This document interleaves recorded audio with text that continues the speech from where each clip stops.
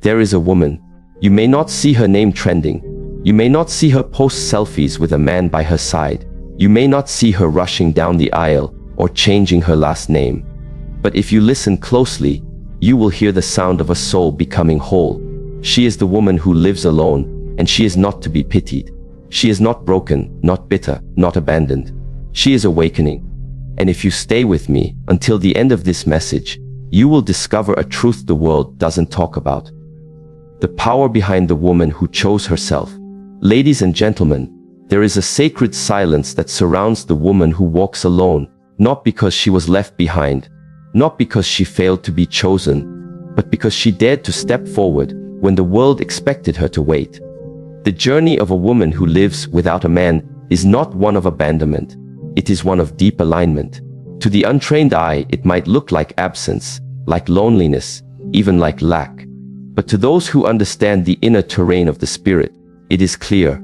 This woman has entered the realm of sacred solitude. When a woman chooses to live alone, people often rush to assumptions. They imagine her evenings drenched in sadness, her mornings echoing in emptiness. But the truth is far more nuanced. Living alone is not the absence of love. It is the cultivation of something richer, inner peace. It is not a deficit, but a devotion. It is not punishment, but profound purpose. There's an ancient parable from the East about a young woman who, after being betrayed and cast out by her lover, climbed a mountain to live in a small cottage by herself. For years, villagers whispered about her. She must be bitter, they said. She must be broken. But one day, a storm came and the river in the valley overflowed. The only light in the entire region came from the woman's home at the top of the mountain. She descended, lantern in hand, and guided many to safety. Only then did they realize the years she spent alone were not wasted. They were years of becoming. You see, what the world often misunderstands is that solitude is not the same as isolation. Isolation happens when someone is pushed out. Solitude is chosen. And when it is chosen with intention, solitude becomes a sacred temple where a woman can meet herself fully. In the stillness of her own space, she begins to hear things she never could in the noise of relationships that drained her. She hears her own thoughts uncluttered, her dreams unedited, her spirit unshackled. There is a kind of clarity that only silence can give. It's in those early mornings, when the only sound is the breath of her own body, that she realizes she's not alone. She is in divine company.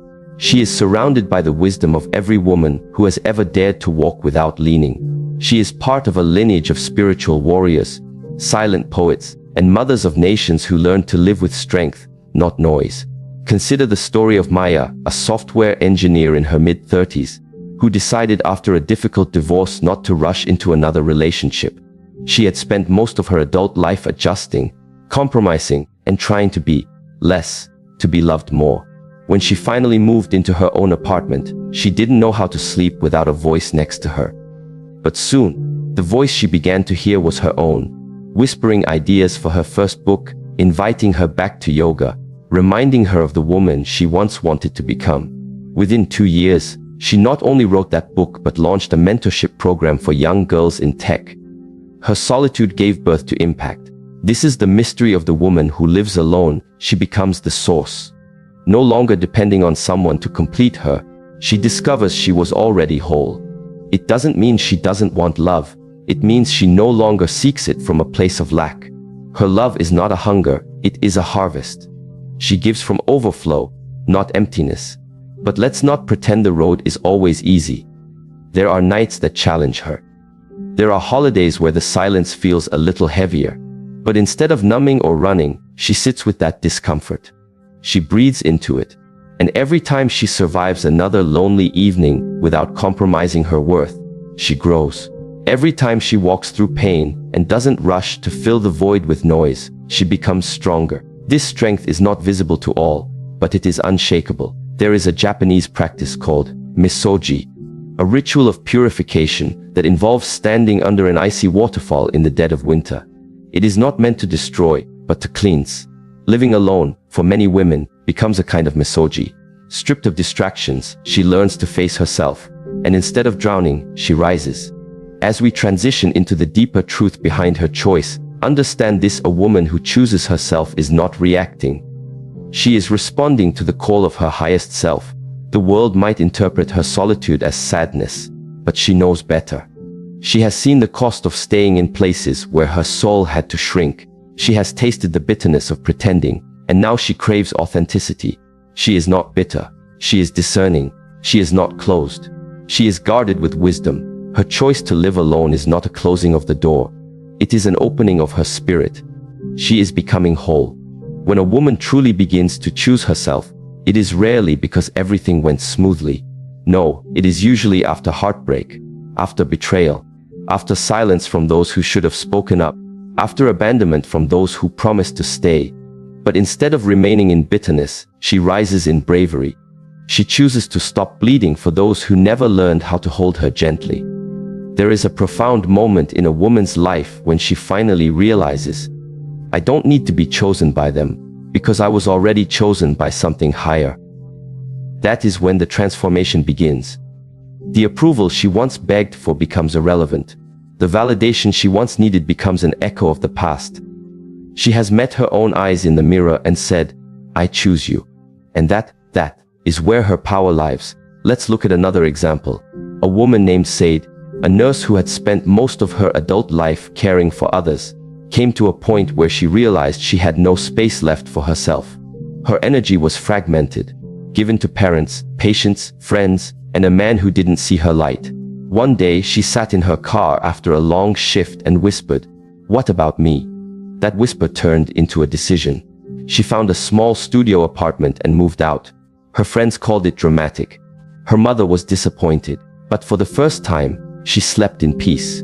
Her weekends were not filled with obligations but with reflection. Within months, her health improved. Her joy returned. She began painting again, something she hadn't done in over a decade. That one question, "What about me?" set her free. When a woman chooses herself, it shakes the foundation of everything that once held her back. She no longer makes decisions based on fear. She doesn't stay just to avoid being alone. She stops performing, stops over-explaining, stops negotiating her non-negotiables. And in that stillness, something extraordinary happens. She begins to become. This becoming is not always loud. Sometimes it looks like sitting in the sun with a book. Sometimes it's saying no without guilt. Sometimes it's walking away from an almost relationship and whispering, "I deserve more." It is not showy, but it is sacred, and it ripples. Because every woman who sees her, who watches her live freely and unapologetically, begins to wonder, what if I did the same? What if I stopped asking others to tell me who I am and started discovering it for myself? Choosing oneself is not selfish. It is sacred responsibility. When a woman reclaims her power, she gives other women permission to do the same. This is how healing spreads, not through sermons, but through example. There is a quote by Carl Jung that says, "The privilege of a lifetime is to become who you truly are." The woman who lives alone is living in that privilege. Not because she has all the answers, but because she is no longer afraid to ask the right questions. Who am I when no one is watching? What do I love when there's no one to impress? What makes my soul sing? These questions are dangerous to a culture that profits from her insecurity. Because a woman who knows herself cannot be manipulated. She cannot be sold false dreams. She is no longer afraid of silence because she has met God there. She is no longer desperate for love because she is love. And so she walks. Sometimes slowly, sometimes boldly, but always forward. She knows that every step away from who she used to be is a step toward who she's becoming. The journey is not linear. There are days she doubts. Days she feels the ache of wanting someone to hold her. But even then, she doesn't return to what broke her. Because she knows the cost of betrayal is too high. The price of peace is worth it. This is not rebellion. It is resurrection. It is the rising of a woman who decided her life would no longer be an apology. Her solitude is not a pause. It is a preparation.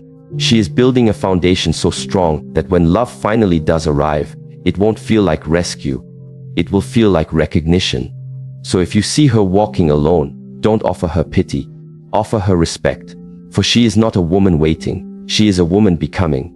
And that becoming is a fire the world cannot extinguish. There comes a time in a woman's life when she no longer asks for permission to live fully. Not because she has stopped needing love, but because she has discovered a love so deep within herself that external approval becomes secondary. This is not pride, it is peace. It is the quiet liberation that blooms in the woman who understands that independence is not simply the absence of others, but the presence of her own strength. The third truth about women who live alone without a man is this: they often evolve into fiercely independent individuals who master the art of self-sufficiency, not because they had to, but because they chose to awaken parts of themselves that were once dormant under the weight of dependency. Self-sufficiency is not about doing everything alone. It is about knowing that if needed, you can. It's about walking into a room and not shrinking. It's about fixing a flat tire without panic, building a life without begging, and making decisions without doubt. For many women, this kind of independence is forged in the fire of necessity. They begin by managing the basics, paying their own bills, making their own meals, organizing their time. But soon, these tasks become rituals of empowerment. Every act of self-care becomes a statement: I am capable, I am grounded, I am whole. In Eastern philosophy, the lotus is revered not because it grows in clean water, but because it rises through mud and blossoms in clarity. The independent woman is a lotus.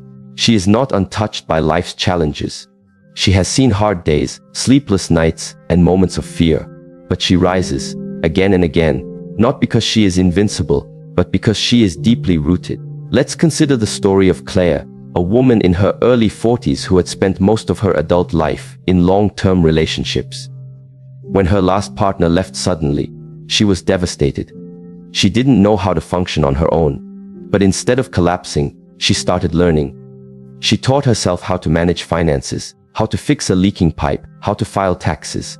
Every small victory added to her sense of dignity. Within 3 years, she not only purchased her own home, but started a podcast sharing tips with other women who were learning to live independently. She didn't just survive, she soared. This journey into independence is not marked by arrogance, but by assurance. It's a quiet confidence that does not demand attention. You see it in the way she walks into a cafe alone and orders her coffee without hesitation. You hear it in the way she answers the phone, direct, grounded, present. She doesn't need to prove her worth, she embodies it. True independence is spiritual. It's the shedding of the belief that someone else must complete her. It's the realization that partnership should be a choice, not a rescue. It is written in the ancient Taoist texts: when I let go of what I am, I become what I might be. The woman who lives alone lets go of expectations placed on her by culture, family, and fear. She becomes what she might be: unstoppable. There's something sacred about watching a woman come into her own. She no longer molds herself to fit someone else's image. She no longer sacrifices her peace for company. Instead, she nurtures her dreams, waters her purpose, and cultivates her talents. Her independence allows her to be both soft and strong. She doesn't wait for a man to buy her flowers. She plants a garden. She doesn't wait to be invited. She builds her own table. And slowly others begin to notice, not out of curiosity but admiration. This evolution into independence is not cold, it is courageous. It is the courage to sleep alone without fear. The courage to travel solo and marvel at the world. The courage to say no without explanation and yes without hesitation. It is not about never needing anyone. It is about never needing someone to be who you already are. Yet we must acknowledge that such independence often comes with its own battles. Society still tries to guilt the woman who lives alone. Don't you want a family? They ask. Aren't you afraid of being alone forever? But she does not answer to fear. She listens to the rhythm of her own soul, which whispers, "This is your time." She understands that loneliness is not cured by proximity, it is healed by authenticity, and that sometimes, being alone is the only way to find out who she truly is. Which brings us to the fourth truth, perhaps the most misunderstood and the most powerful. Women who live alone often develop profound emotional intelligence. Without the distraction of constant noise, they begin to listen, really listen, to themselves. They become students of their own emotional landscape. They understand their triggers, heal their traumas, and cultivate compassion. Not just for others, but for themselves. Emotional intelligence begins with self-awareness. A woman living alone begins to notice the nuances of her inner world. She doesn't just know that she feels sad. She understands why. She tracks the patterns. She sits with discomfort long enough to decode its message. And in doing so, she becomes fluent in the language of her own heart. This self-awareness gives birth to self-regulation. Instead of reacting impulsively, she pauses. She reflects. She breathes. There's a deep wisdom in this pause. It says, I have nothing to prove. I choose peace over performance. It is in this quiet control that she becomes powerful. Not because she suppresses her emotions, but because she understands them. The emotionally intelligent woman knows that anger is often a mask for pain. That anxiety is a cousin to fear. That sadness, when allowed to speak, can become a teacher. She doesn't run from her feelings, she honors them. She creates space in her life to process, to journal, to meditate, to heal. And this makes her magnetic. Not in a flashy way, but in a grounded one. People are drawn to her, not because she chases validation, but because she radiates presence. Take the example of Aina, a visual artist in her late 20s who chose to live alone after years of living with roommates and romantic partners. The first few months were rough. She felt every ache of her past echoing in the quiet. But instead of numbing it with distractions, she leaned into it. She began painting her emotions: grief, hope, longing, joy. Her work gained attention not for its technical perfection, but for its emotional truth. She wasn't just painting pictures, she was painting healing. And it all began with the choice to be with herself. This emotional depth is what allows these women to build healthier relationships. Not just romantic ones, but friendships, family ties, and work dynamics. Because when you understand your own emotions, you become more attuned to others. You recognize the unsaid. You hold space for others without losing yourself. You respond with clarity instead of confusion. It's not that women who live alone are void of emotion. They often feel deeply, but they have learned not to be ruled by emotion. They dance with it, listen to it, let it guide, but never dominate their choices. This balance between emotion and awareness is rare. It's a kind of spiritual alchemy, turning pain into purpose, turning confusion into clarity. In ancient Zen teachings, there is a phrase, when the mind is still, the truth speaks. Women who live alone create stillness, not as an escape, but as a path to truth. They meet themselves in silence and emerge with insight. They trust their intuition, because it has guided them through storms. They don't need a crowd to affirm them, because they have learned to affirm themselves. And this emotional intelligence, combined with independence, becomes a kind of superpower. It allows them to lead with grace, to speak with authority, to nurture without losing their boundaries, to love without losing their identity.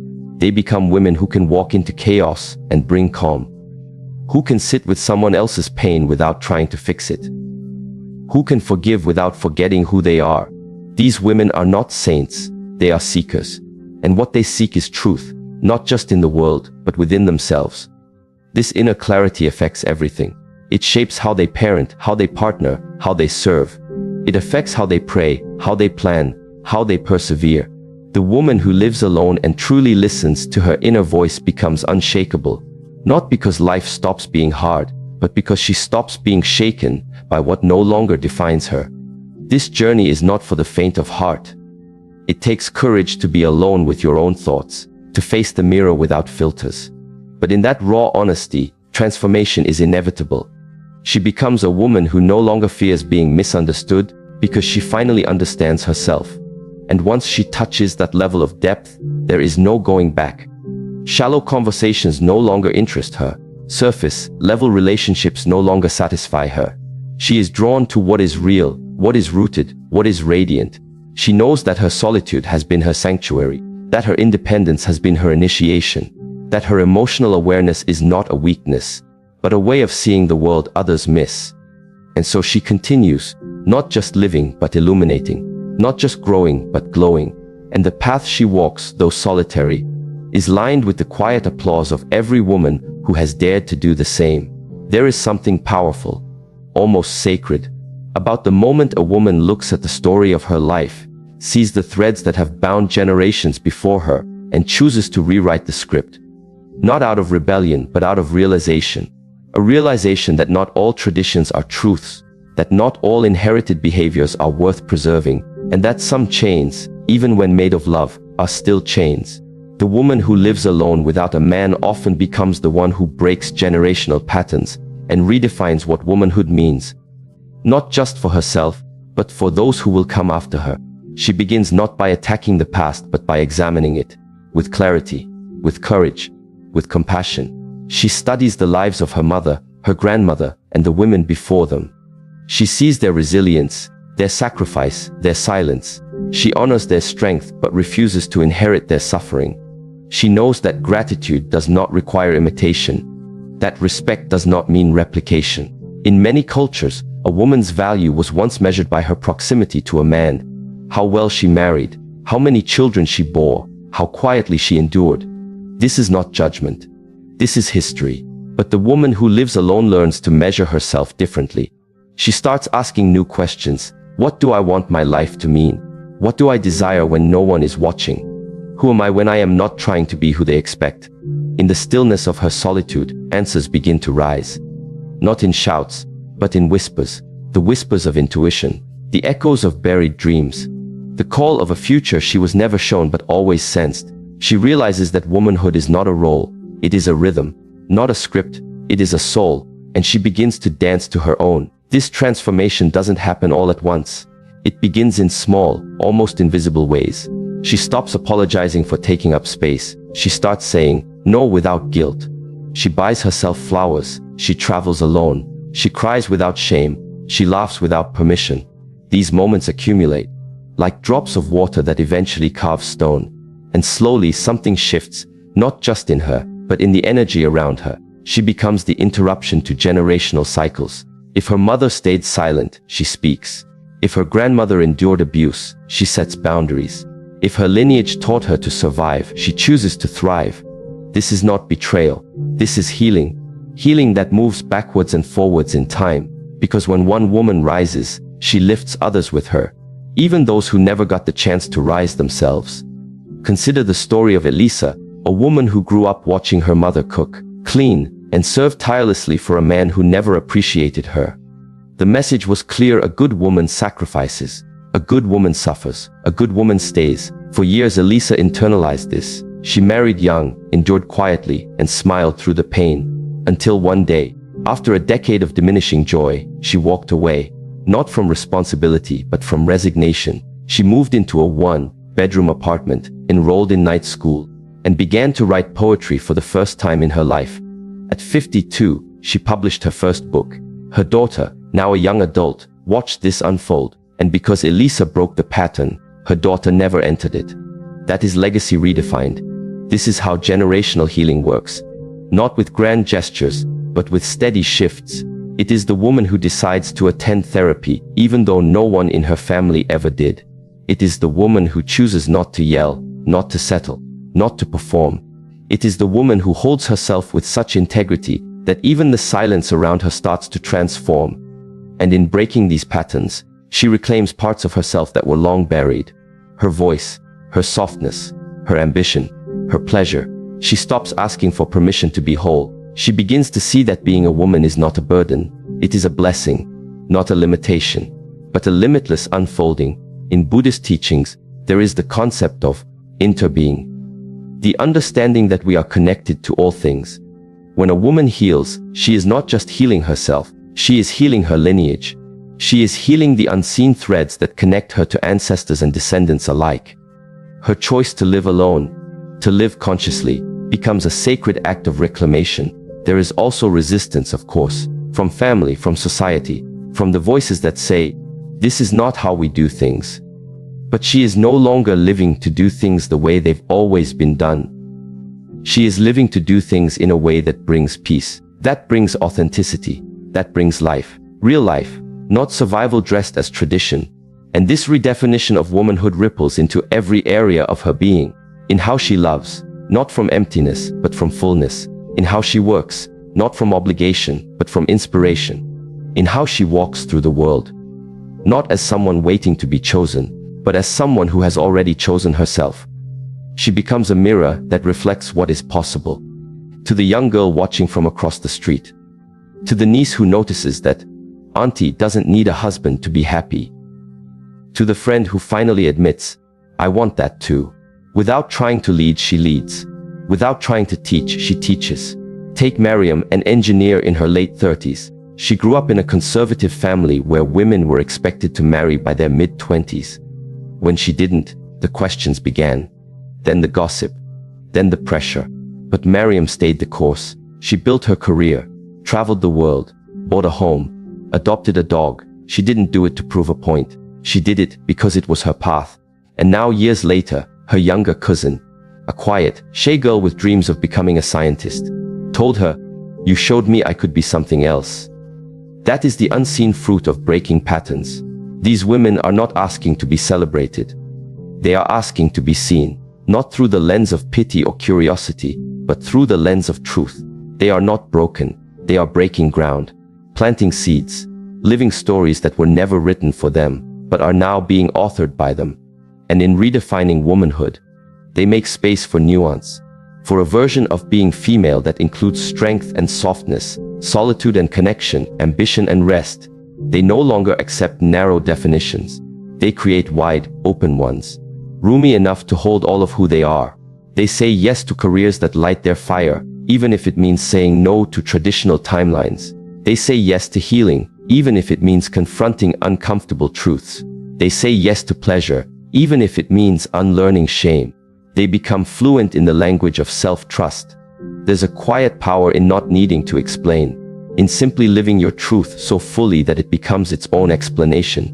These women do not argue with outdated expectations. They outgrow them. They outlive them. And in doing so, they redefine what legacy means. Not everyone will understand, and that's okay.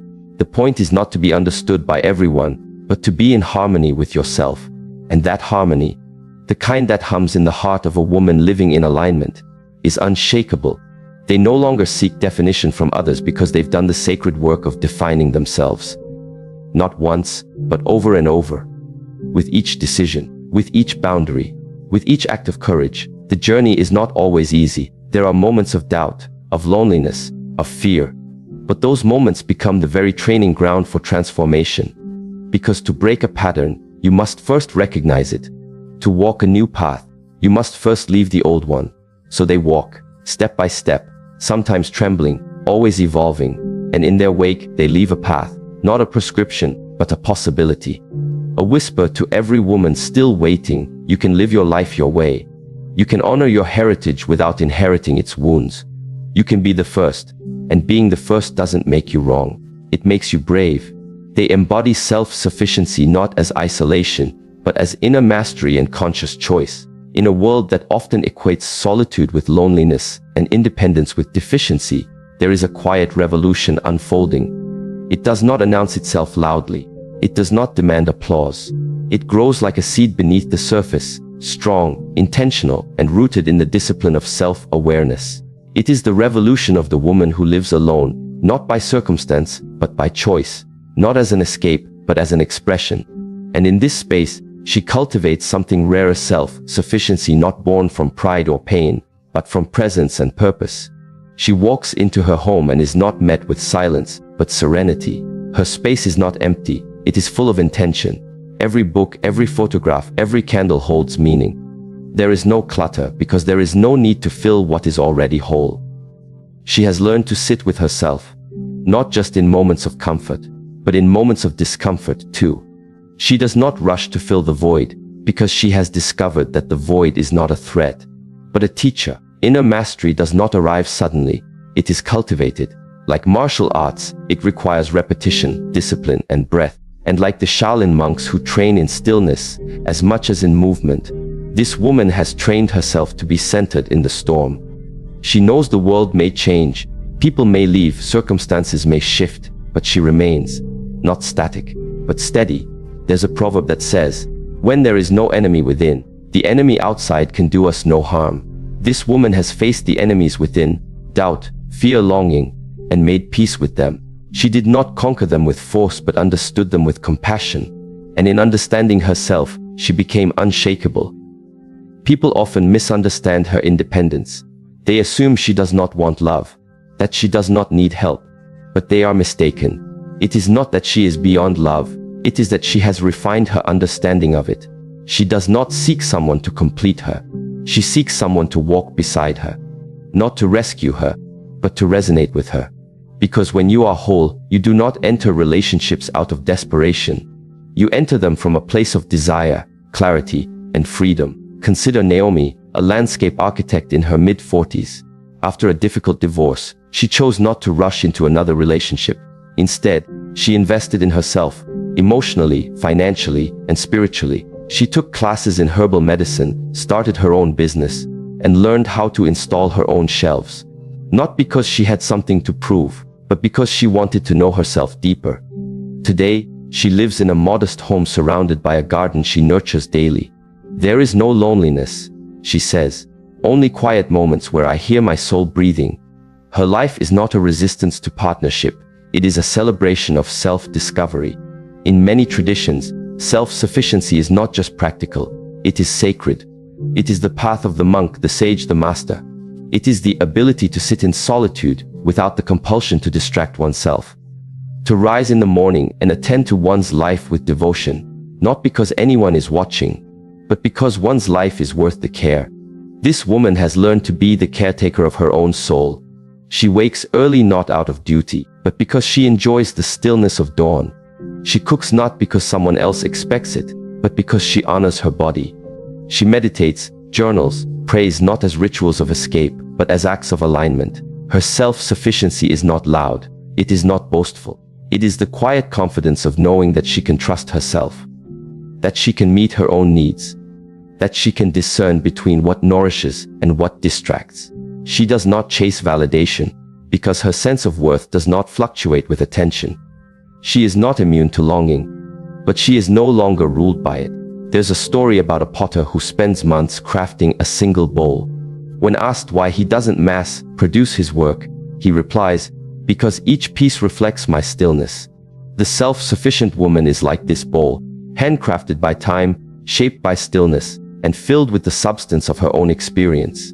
She is not hurried. She is not hurried into marriage, into motherhood, into definitions that do not fit. She moves with rhythm, not with rush. And in that rhythm, she creates a life that feels like home, not just externally, but internally. She becomes a sanctuary, a place of refuge, a well that does not run dry because she knows how to return to herself and refill. This is not selfishness, it is sustainability, because a woman who knows how to care for herself does not become a burden to others. She becomes a blessing. She understands that reliance is not weakness, but dependency without discernment is. So she chooses wisely. She builds relationships that uplift rather than deplete.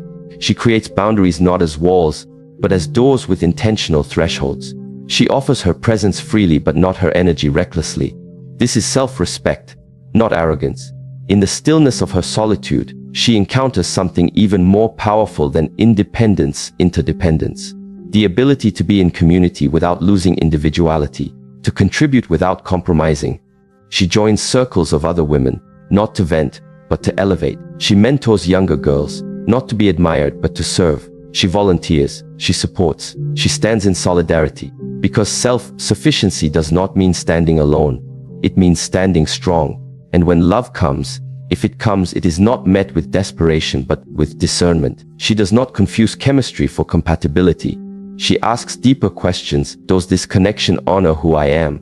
Does it inspire who I am becoming? She is no longer seduced by potential because she has cultivated presence, and presence can see clearly. Take Eiko, a Japanese artist who has lived in solitude most of her adult life. In her early years, she was told that a woman without a husband is a woman without value. But after a betrayal that shattered her, she chose to rebuild, not from bitterness, but from beauty. She moved to a quiet village, opened a small art studio, and began painting every morning at sunrise. Her art became her meditation, her solitude, her sanctuary. At 61, she met a fellow artist, kind, calm, curious. There was no rush, no fear, just resonance. They now live together, not out of need, but out of shared joy. We are two whole trees, she says, with roots that touch but do not tangle. Self-sufficiency in this light is a spiritual practice. It is learning to sit with hunger without scrambling, to feel longing without losing clarity, to enjoy company without losing self. It is the mastery of self, not domination but integration, not control but communion. She does not live waiting. She lives creating. She does not live defending. She lives embodying. And in embodying this quiet strength, she becomes a mirror that reflects not society's expectations, but the possibility of a woman who is rooted, radiant, and free. The path is not always celebrated. It is often questioned. Why are you still single? Don't you want children? Isn't it lonely? But she has learned that not all questions require answers. Some simply reflect the questioner's own discomfort. She does not exist to explain herself. Her life is the answer. Her peace is the answer. Her presence is the answer. Like a monk who sweeps the temple courtyard in silence, she tends to her life with devotion. She knows that discipline is not punishment. It is power. The power to choose. The power to return to what matters.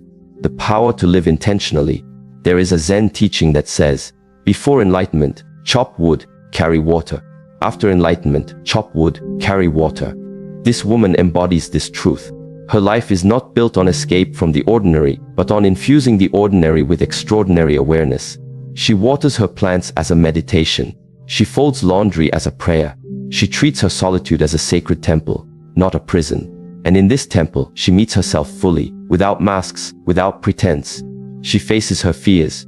She confronts her patterns. She forgives herself, again and again, because she knows that freedom is not the absence of flaws, but the presence of self-compassion. She is not perfect, but she is whole, and in her wholeness, she gives others permission to explore their own. She becomes a lighthouse, not demanding anyone follow her, but simply shining. Her self-sufficiency is not armor, it is art. Not a wall, it is a way. So, when people say, she's alone, they miss the point. She is not alone. She is all one. At one with herself. At one with life. And in this state, she is not lacking. She is luminous. Her life is not waiting for a man to begin. It is already in motion. Already meaningful. Already miraculous. Because when a woman embodies self-sufficiency as inner mastery, she ceases to be defined by who is or isn't beside her. She becomes defined by what is alive within her. And that inner fire, steady, clear, and compassionate, becomes the guiding force of her life. Ladies and gentlemen, the woman who lives alone is not invisible. She is invincible. She is not waiting to be rescued. She has already rescued herself. She walks through this world with grace, not looking for permission to shine. She is no longer afraid of the silence, because in that silence, she found her roar. So the next time you see a woman who lives alone, don't ask her who she's waiting for. Don't ask her if she's sad. Don't ask her when she'll finally settle down. Just look at her life and witness the masterpiece she's creating. Because some women weren't made to be kept. They were born to be free. If this message stirred something in your spirit, don't just listen. Live it. And remember, there is power in your solitude.